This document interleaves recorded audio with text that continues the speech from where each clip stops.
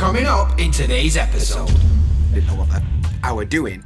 And then I read his book and I was like, And I think having someone telling you a kind of direction is better than not having a direction where you don't even start. I guess one of the reasons I'm actually in Japan and being a teacher at all is because of... Alright, mate, and welcome to another episode of the That Makes Sensei Podcast. What are we talking about today, mate? Who had the biggest impact on the person you have become? So, Stu, I need a second to think about this one. You're going to have to kick us off today. We all are parts of our own experiences and the people that we've met along the way, aren't we? So I think for everyone, including myself, my first thoughts are going to be towards my family and my parents. I mean, they've had a huge impact on my life, especially within the teaching sphere, because my mum's from Birmingham, my dad's from London, he's a Cockney, and I'm born in Essex, and I lived half my life in Devon. So in terms of accent, yeah, there's been some big influence there, pronunciation styles from different parts of the country. But obviously, if it weren't for those influences at the beginning of your life, whoever it is, you wouldn't be the person who you are today. So I think that's a big one for me. How about you? Yeah, exactly the same, mate. Like, your early life is completely dependent on your surroundings, so family and even just a little bit extended, like your mates and your class at school and yes, all the people that you surround yourself with. That's the like formative years, you know, where you kind of develop your personality and where you kind of fit in the grand scheme of life. But yeah, of course, family, big influence, and people around me when I was growing up. But if I wanted to like single somebody out, I'd say like my younger brothers had a really big impact on my life. Because when we were young, we were just like brothers. But as we got a bit older, we became like best mates as well. And sure, you kind of develop interests together, and you kind of develop almost like a weird bond, because you're brothers and really good mates. It's something that's quite unique, and I'm sure we could finish each other's sentences. And because we look a bit similar as well, there's 3 years difference, but we look similar mannerisms. And so what you're trying to say to me is that in the previous podcast, it was your brother instead of you. Oh yeah, it's like, you know, what's it called, Parent Trap, when they just switched. Yeah. Basically that. But obviously he's not as handsome and intelligent as I am. That's obvious, mate. It's the second one, so it's always like diluted. Isn't it, diluted. Yeah, it's like running out of cordial at that point.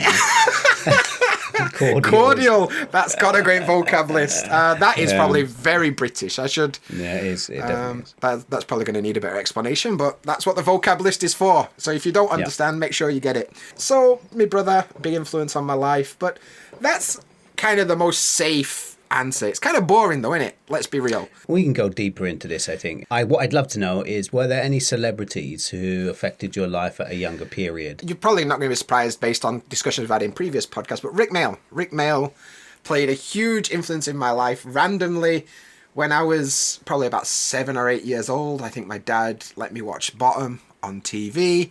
And from that exact moment, I was just like, this is it. And I loved it, and then found Young Ones, and you know, and as a person, somehow I developed a real connection with him, much more than Aid Edmondson, the other person in the TV shows. Something about him that I was like, that's the kind of person that I want to be, kind of funny and eccentric, and he was like genuinely loved. You could see when he died, the outpouring of emotion, much more than you see for a lot of celebrities. Yeah. So, but yeah, Rick Mail kind of developed my sense of humor around the stuff that he did, and I wouldn't say obsessed, but it's always been a constant part of my life. Even now, when I'm going to go to sleep, I'll just put an episode of Bottom on or something and just listen to it.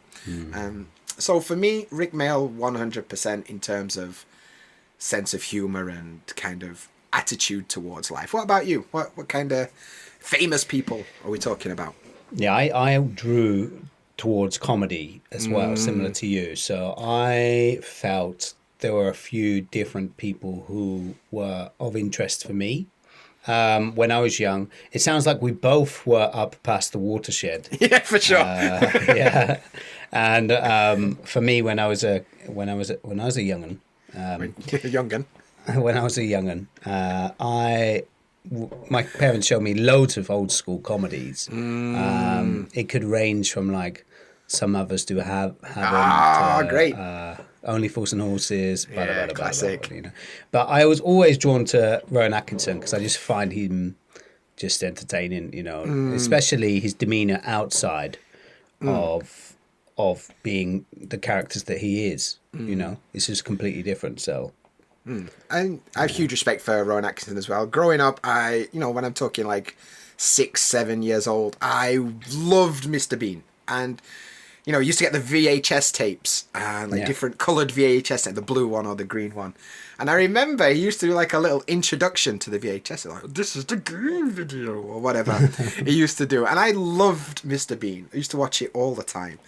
It wasn't until years later I discovered like Blackadder and stuff, because I think you've got to be a bit more emotionally and intellectually grown up. You need the history as well. The history is very... I mean, there's elements of it you can enjoy because it's slapstick in parts. But what I've noticed through all of the comedies that I used to watch when I was growing up was that I've found different levels each year that I've progressed, which I really love about. The same with Young Ones and Bottom. It's not exactly like... young humor, but there's lots of slapstick in that as well. So exactly, the stuff that I loved about it as a kid is totally different to when I like got old and was like, that's what that means. That's the thing I love. It's like, that's why my dad used to laugh a lot at this part that I didn't get. But yeah, you'll get it. You'll get it one day, son. Yeah, exactly. It's like, don't worry, lad. I like the fact that we both do a very different accent for our dad. Mine. Well, obviously we didn't have the same dad, so they're bound to have different accents. But my dad's proper Yorkshire. My dad's from London, so Cockney as well. Yeah. Oh dear. But comedy, huge part of my life growing up, and I think a lot of people our generation very much the same. Maybe not the exact same shows, but that generation of comedy and the TV shows that we had. How about when you grew into the social media game? Because we talked a lot about, I'm sure we're going to go on to music next and wrestling. Of course we will, yeah. Because we've already done all of this like in the previous weeks. But I'd love to move it to a different area, which is social media, and because we're both doing Instagram and teachers online. And were there any influences on your life that got you to even start doing it?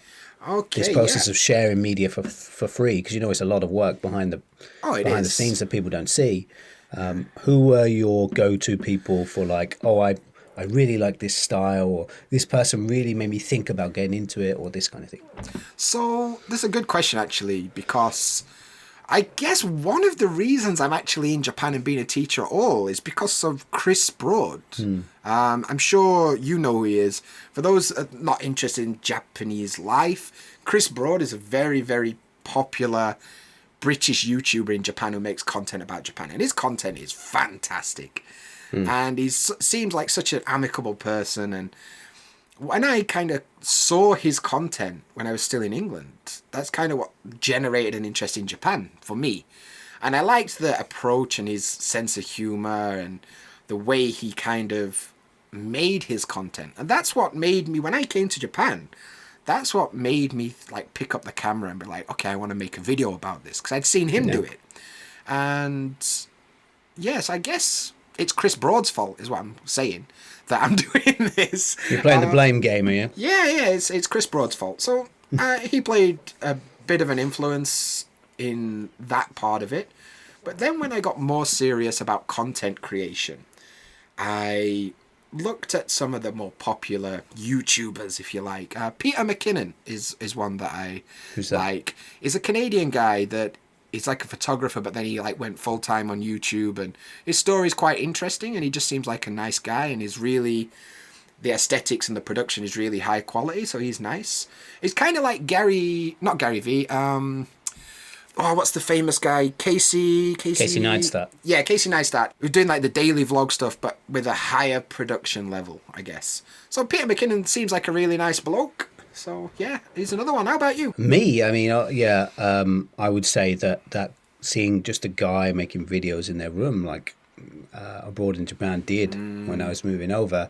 I wouldn't say I was a big consumer of YouTube before 10 years ago, let's say.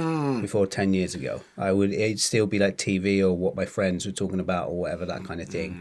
But the only thing I would consume YouTube for would be football content, actually, because I like watching highlights of what's happened.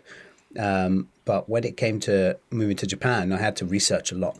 There was a lot of information I need to know. And that was when he just started, or close to when he just started. There weren't many videos in the bank back then, and it was just him in his original apartment and in the north of Japan. And it was interesting to watch it because he brought across, there wasn't necessarily production value, but there was a story normally within each thing. So that was interesting to watch. And then to see how it grew. And then I think pretty much anyone who eventually arrives in Japan thinks about making let's make a channel about Japan kind of thing, which I did do back in the day. Me too.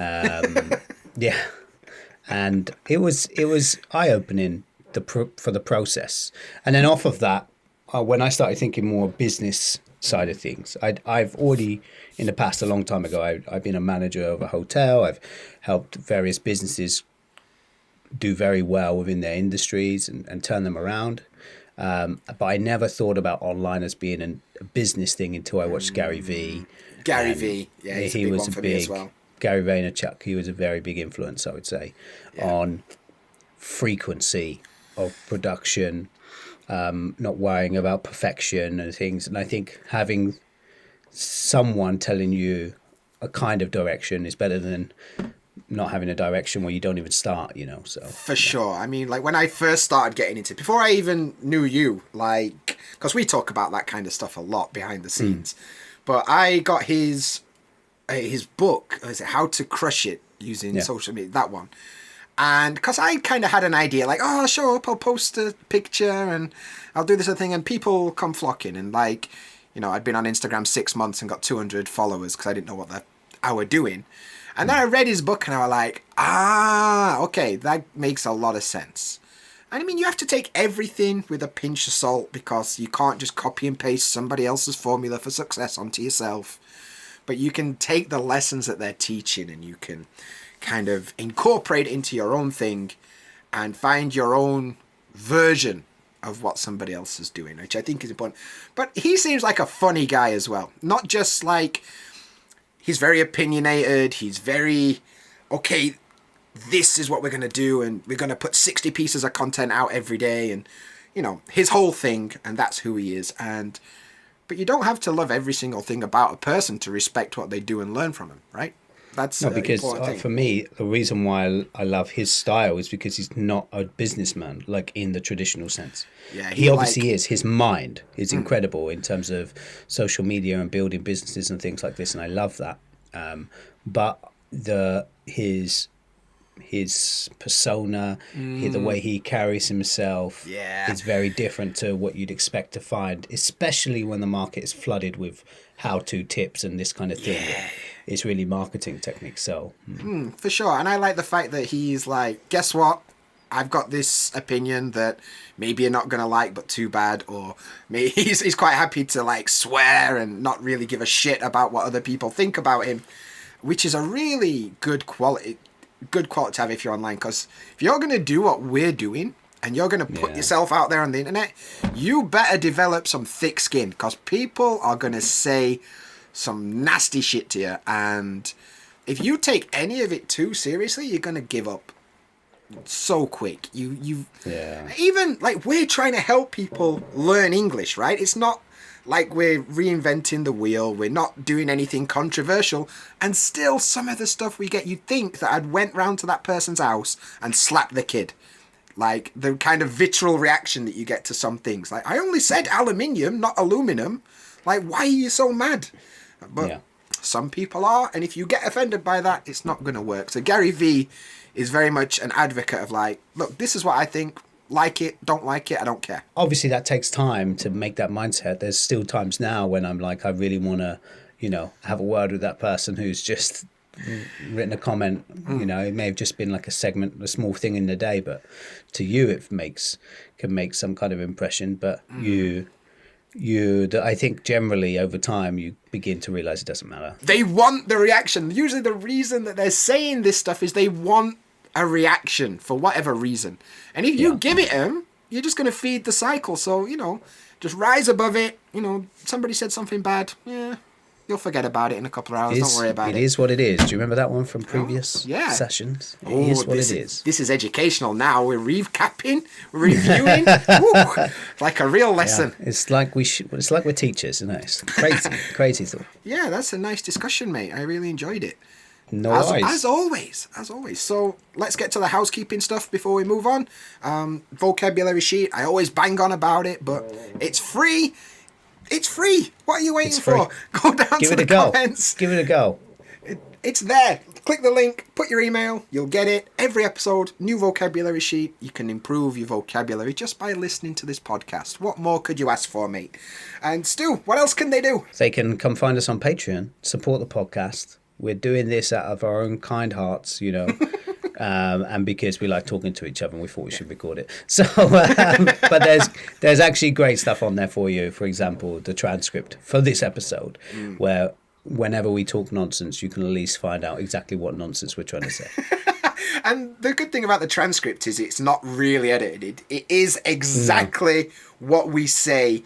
Even if it's not grammatically correct or you've got a lot of, what, it's all in there because that's how we speak. And there's no point trying to edit it if you want to learn what genuine conversation sounds like.